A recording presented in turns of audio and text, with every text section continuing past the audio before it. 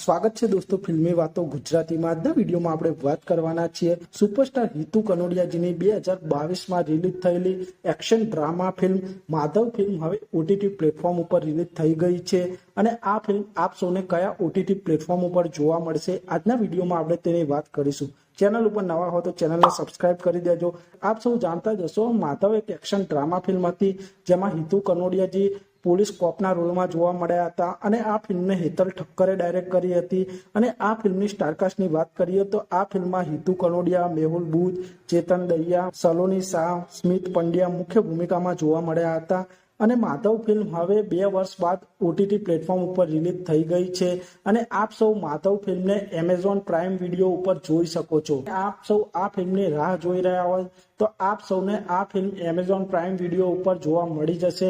તો આપ સૌ હિતુ કનોડિયાજીની આ માધવ ફિલ્મ જોશો કે નહીં તે કોમેન્ટ કરજો અને આપ સૌ આવા પ્રકારના ગુજરાતી ફિલ્મોને લગતા વિડીયો જોવા માંગતા હો તો ચેનલને સબસ્ક્રાઇબ કરી દેજો, વિડીયોને લાઇક કરી દેજો અને જોતા રહો ફિલ્મ।